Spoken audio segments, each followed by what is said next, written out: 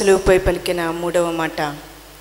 యేసు తన తల్లియు తాను ప్రేమించిన శిష్యుడును దగ్గర నిలుచుండుట చూచి, అమ్మా, ఇదిగో నీ కుమారుడు అని తన తల్లితో చెప్పాను.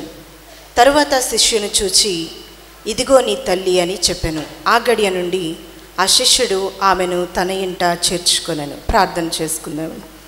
అత్యంత కృప కలిగిన మా తండ్రి, పరలోకపు దేవా, నిన్న నేడు ఒకే రీతిగా ఘనమైన దేవా, ఈ శుభ శుక్రవార దినమందు సిలువలో పలికిన సప్త సూక్తులను ధ్యానించడానికి ప్రభా నీ సన్నిధిలోనికి నడిపించిన విధానాన్ని బట్టి నీకు వందనాలయ్యా. మొదటి 2 మాటల ద్వారా ఆత్మీయ అర్థాన్ని తెలుసుకొనగలిగాము తండ్రి. మరి సిలువపై పలికిన 3వ మాటను ధ్యానించబోతుంటుండగా నా నోటికి బోరగా మీరు ఉండండి అయ్యా. నీ సిలువపై పలికిన ఆ మాటలోని ఆత్మీయ అర్థాన్ని మేము గ్రహించిన వారమై, అందులోని ఆంతర్యాన్ని తెలుసుకున్న వారమై, అట్టి స్థితిలో మేమును జీవించులాగా నీ కృపను మాతో ఉంచుమని, నీ సన్నిధిని మా మధ్య నుంచుమని ప్రభువైన యేసుక్రీస్తు నామమున మిక్కిలి వినయంతో బ్రతిమాలి వేడుకుంటున్నాను మా తండ్రి. ఆమేన్. మొదటిగా దేవుని నామమునకు వందనాలండి. నాకు ఈ అవకాశం ఇచ్చినటువంటి సంఘ కాపరి వారికి, సంఘ పెద్దలకు, కూడి వచ్చిన సంఘస్థులందరికీ కూడా నా హృదయపూర్వక ధన్యవాదాలు తెలియచేస్తూ ఉన్నాను. ప్రభు సిలువపై పలికిన 3వ మాట. సప్త సూక్తులలో ప్రతి మాట కూడా చాలా ప్రాముఖ్యమైనది, చాలా విశేషమైనది, చాలా ప్రశస్తమైనది. మొదటి మాట, 2వ మాట తర్వాత ప్రభు పలుకుతున్న 3వ మాట, అమ్మా, ఇదిగో నీ కుమారుడు, ఇదిగో నీ తల్లి అని 3వ మాటగా ప్రభు మాట్లాడడం మనం చూస్తున్నాం. పరిశుద్ధ గ్రంథంలో అమ్మ అని సంబోధించడంలో ఈ సువార్తలు అంటే మనకివ్వబడినటువంటి లేఖన భాగం యోహాను సువార్త 19వ అధ్యాయం 26-27 వచనాన్ని బట్టి ఈ సువార్తలో మనకి 2 చోట్ల రాయబడుతూ ఉంటుందండి. యోహాను సువార్త 2వ అధ్యాయం 4వ వచనంలోను, అదే రీతిగా ఇప్పుడు మనం ధ్యానిస్తున్న ఈ వాక్య భాగంలోను 2 సార్లు ప్రభు అమ్మను జ్ఞాపకం చేసుకుంటూ సంబోధిస్తూ మాట్లాడడం మనం చూస్తూ ఉంటాం. తల్లి అయిన మరియమ్మను గురించి మనం జ్ఞాపకం చేసుకుంటే, పరిశుద్ధాత్మ ద్వారా ఆమె గర్భం ధరించినది మొదలుకొని అక్కడ నుండి ఆమెకి ఎన్నో అవమానాలండి, ఎన్నో శ్రమలు, ఎన్నో నిందలు. కన్యకగా ఆమె గర్భం ధరించింది మొదలుకొని ప్రసవించడానికి కూడా సత్రాలలో స్థలం లేని స్థితిలో, హేరోదు పుట్టిన బిడ్డను 2 సంవత్సరాల లోపు బిడ్డలందరినీ చంపాలని, సంహరించాలని చూసిన సమయంలో ఎంతో వేదన, ఎంతో బాధ, ఎంతో దుఃఖము ఆ తల్లి అనుభవిస్తూ ఉంది.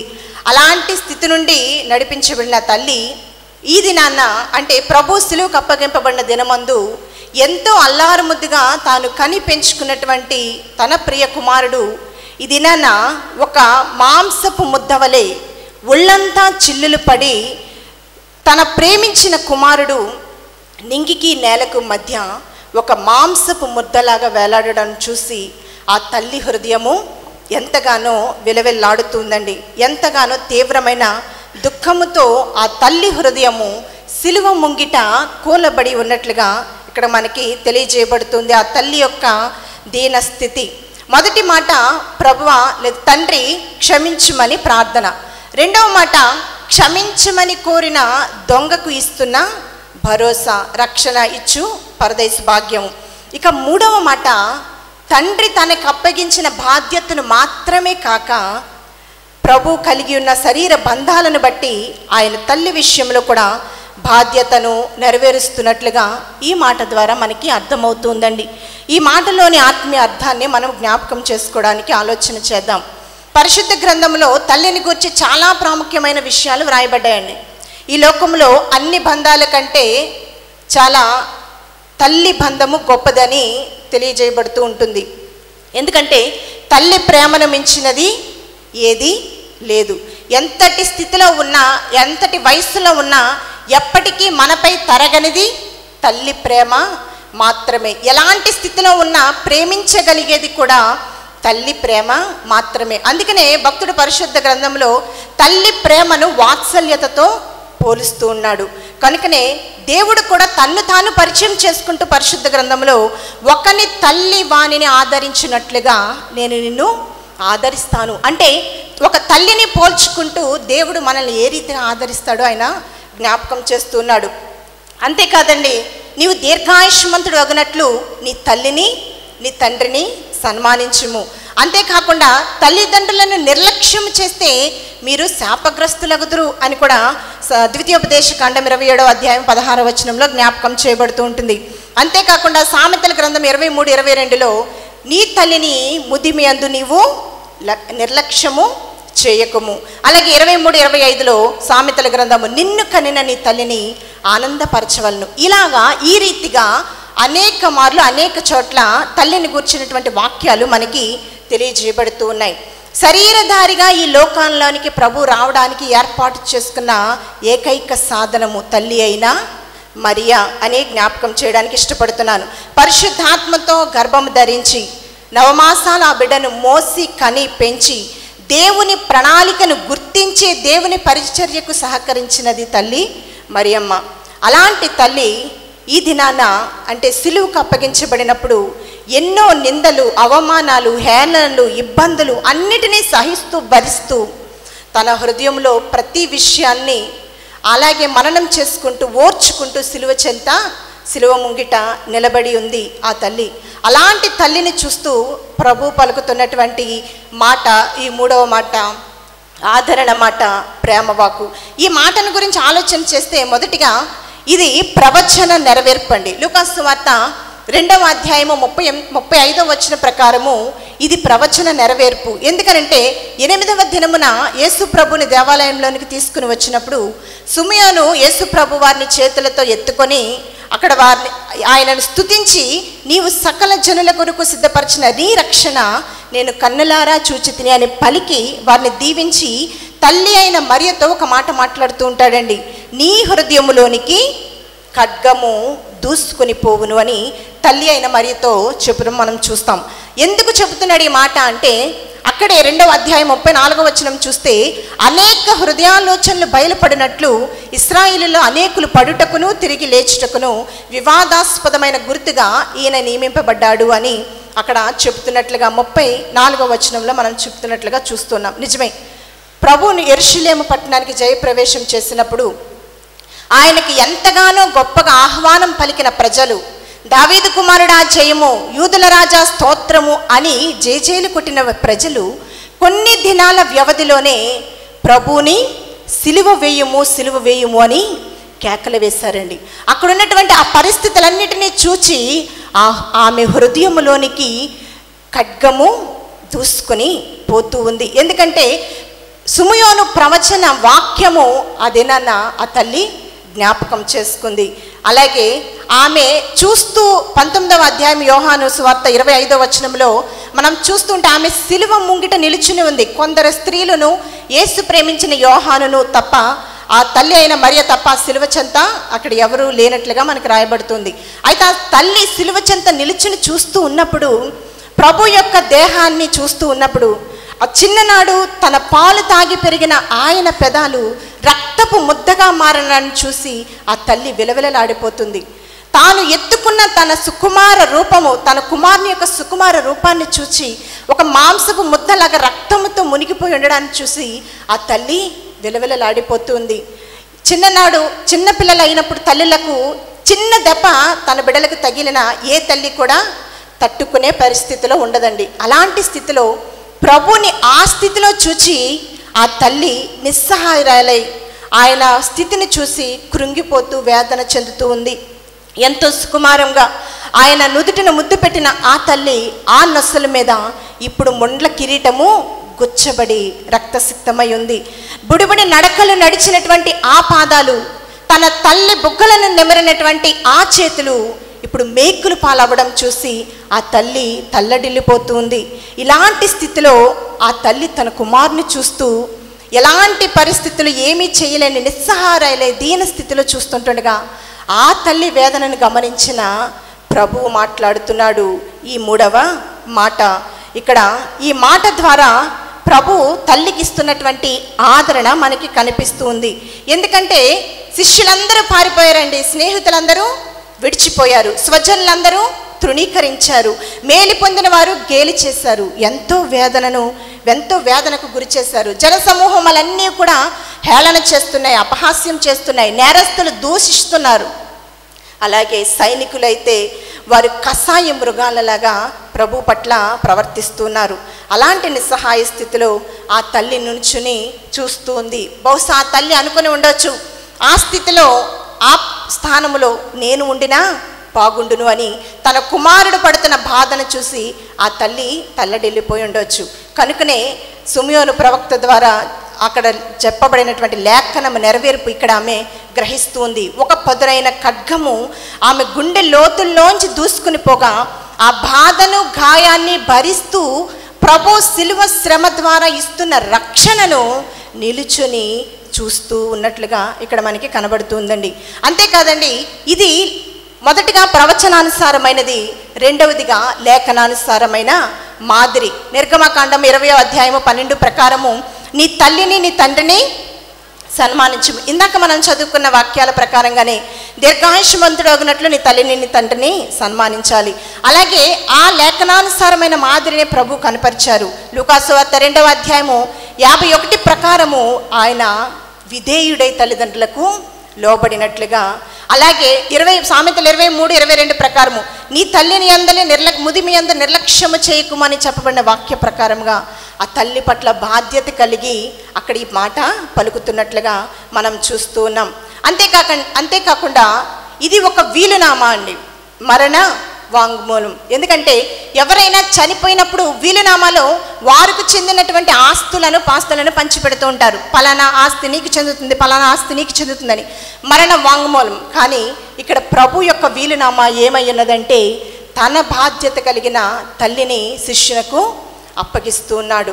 ఇది ప్రభు రాస్తున్న వీలునామా, ఇస్తున్న మరణ వాంగ్మూలమని మనకి జ్ఞాపకం చేయబడుతుంది. అసలు ఈ సిలువలో పలికిన ఈ 3వ మాట ద్వారా సిలువ చెంత ఏం లభించిందో మనం జ్ఞాపకం చేసుకుందామండి. ఈ మాట ద్వారా, ఈ ఆదరణ మాట ద్వారా సిలువ చెంత ఏమి లభించిందో, ఆనాడు తల్లి అయిన మరియకు, ఈనాడు సంఘముగా మనకు ఏమి లభించిందో కొన్ని అంశాలు జ్ఞాపకం చేయడానికి ఇష్టపడుతున్నానండి. ఎందుకంటే సిలువ ఆదరణ ద్వారా ఇదనాన మనము ఎట్టి ఆదరణ కలిగి ఉండాలి, దేవుని కృపలో మనం ఎట్టి స్థితి కలిగి ముందుకు సాగాలి అని జ్ఞాపకం చేసుకుందాం. మొట్టమొదటిగా సిలువ చెంత ఈ మాట ద్వారా, ఈ 3వ మాట అంటే ఇదిగో నీ తల్లి అని శిష్యుడైన యోహానును చూచి అప్పగించడము, అమ్మా ఇదిగో నీ కుమారుడు అని యోహానును చూచి మరియమ్మకు యోహానును అప్పగించడము. ఈ మాటలోని ఆత్మీయ అర్థాన్ని మనం జ్ఞాపకం చేసుకోవడానికి సిద్ధపడదామండి. మొట్టమొదటిగా ఏ న్యూ కాల్ అంటే ఒక క్రొత్త పిలుపు ఈ మాట ద్వారా ఆ సిలువ సన్నివేశంలో మనకి కనిపిస్తూ ఉంది. అప్పటి వరకు యేసు ప్రభు వారి తల్లిగా పిలువబడిన మరియమ్మ, యేసు ప్రభు శిష్యునిగా పిలువబడిన యోహాను. కానీ సిలువపై నుండి ప్రభు వారిని చూచి, అమ్మా ఇదిగో ఇక నుండి నీ కుమారుడు యోహాను, యోహానును చూచి ఈమె నీ తల్లి. ఎందుకంటే ఇక్కడ ఒక కొత్త పిలుపు, ఇప్పటి వరకు వేరువేరుగా పిలువబడిన వీరు తల్లి కుమారుల పిలుపులోనికి పిలువబడుతూ ఉన్నారు. ఏ న్యూ కాల్, ఒక క్రొత్త పిలుపు ఈ మాట ద్వారా సిలువ చెంత లభించినట్లుగా జ్ఞాపకం చేస్తున్నాను. ఇది నాన్న ప్రభు సిలువ ద్వారా మనము కూడా సహోదరులుగా పిలువబడుతున్నామండి. మత్తయి సువార్త 12వ అధ్యాయము 48 నుండి 50 వచనాలు చూస్తే, పరలోకమందున్న నా తండ్రి చిత్తము చొప్పున చేయువాడే నా సహోదరుడును, నా సహోదరియు, నా తల్లియు అని ప్రభు చెప్పినట్లుగా మనం చూస్తూ ఉన్నాం. కనుక ఈరోజు మనము కూడా ఈ పిలుపులోనికి నడిపించబడ్డాం. ఈ దినాన మనం ఎలా ఉన్నాం? నీవు నేను ఎలా ఉన్నాం? ప్రభు పిలిచినటువంటి పిలుపులో నిలిచి ఉన్నామా?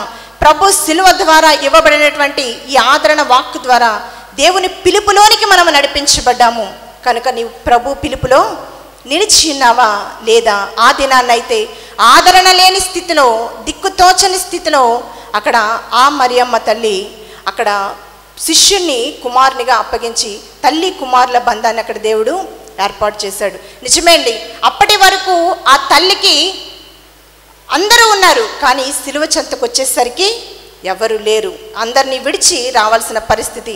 అలాగే ఇక రెండవ అంశాన్ని మనం జ్ఞాపకం చేసుకుంటే, సిలువ చెంత లభించిన రెండవ అంశము ఏ న్యూ రిలేషన్, అంటే ఒక క్రొత్త సంబంధం ఏర్పడిందండి. అప్పటి వరకు శిష్యుని కానీ తల్లి కానీ ఉన్నటువంటి వారి జీవితాలలో, యేసుప్రభు తల్లిగా యేసుప్రభు శిష్యునిగా ఉన్న వారి జీవితాలలో తల్లి కుమారుల సంబంధము ఈ సిలువ సాన్నిధ్యములో, సిలువ చెంత ప్రభు మాట ద్వారా ఏర్పడిందండి. ఎందుకంటే మరియమ్మ తల్లికి అప్పటికే ఈ మాట ప్రభు పలకడానికి కారణం అంటే అప్పటికే మరియమ్మకి ఇంకా మిగిలిన కుమారులు ఉన్నారు, కుటుంబము ఉంది. అయినప్పటికీ ఆ తల్లి ఆ కుటుంబం అంతటిని విడిచి రావడానికి కారణం ఏంటంటే ప్రభుని అప్పుడు సిలువ వేసిన కారణం ఏమిటంటే రాజద్రోహం కింద, మతద్రోహం కింద వారు సిలువ వేసిన కారణాన్ని బట్టి అక్కడకు తల్లి వెళితే మనము కూడా అదే నేరం కింద బంధించబడతాం, చంపబడతాం. కనుక నీవు నీ కుమారుని దగ్గరికి వెళ్ళడానికి వీలు లేదు అని కుమారులు ఖండించి ఉండవచ్చు, ఆటంకపరిచి ఉండవచ్చు, అడ్డుపెట్టి ఉండవచ్చు. కానీ వాటన్నిటినీ అధిగమించి వాటన్నిటినీ తృణీకరించి వారిని కాదని తల్లి ప్రభు కొరకు వచ్చింది. కనుకనే ప్రభు కొరకు వచ్చినటువంటి ఆ తల్లికి ఒక కొత్త సంబంధాన్ని, తల్లి కుమారుల సంబంధాన్ని, బంధాన్ని అక్కడ ప్రభు ఏర్పాటు చేస్తున్నాడు. నిజమే, ఈనాడు ప్రభుని నమ్ముకోవడం వల్ల ఈ లోకంలో సమస్తాన్ని పోగొట్టుకుంటున్న మనకి కూడా ప్రభు ఆయన నామంలో కొత్త సంబంధాలను, బంధాలను ఇస్తున్నాడని, అనుగ్రహిస్తున్నాడని జ్ఞాపకం చేస్తూ ఉన్నానండి. ఎందుకంటే యోహాను రాసిన మొదటి పత్రిక 4వ అధ్యాయం 4వ వచనంలో రాయబడుతుంది, పిల్లలారా మీరు దేవుని సంబంధులు. ఇక్కడున్న మనమందరము కూడా క్రీస్తు సిలువ ప్రేమ చేత యేసు ప్రభు సంబంధులుగా మార్చబడ్డాము, నడిపించబడ్డాము. ఇక మూడవదిగా జ్ఞాపకం చేస్తే ఏ న్యూ ఫ్యామిలీ అంటే ఒక క్రొత్త కుటుంబము ఇక్కడ ప్రభు మాట ద్వారా ఏర్పాటు చేయబడింది. యోహాను సువార్త 19వ అధ్యాయం 26, 27 వచనాల ప్రకారమే.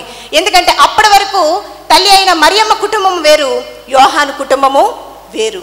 ఎప్పుడైతే ప్రభు కొరకు అన్నిటినీ విడిచి తన కుటుంబాన్ని, బిడలను విడిచి ఆ తల్లి వచ్చిందో ఇప్పుడు ఆ తల్లి ఏమీ లేని అనాథ స్థితిలో నిలబడి ఉంది.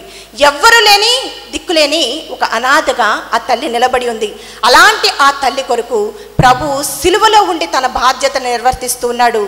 ఏమిటంటే ఆ తల్లికి ఒక కుటుంబాన్ని, యోహానును తల్లి కుమారుల ద్వారా ఒక కొత్త కుటుంబాన్ని అక్కడ ప్రభు సిలువ ద్వారా ఏర్పాటు చేశాడని జ్ఞాపకం చేయబడుతున్నాను.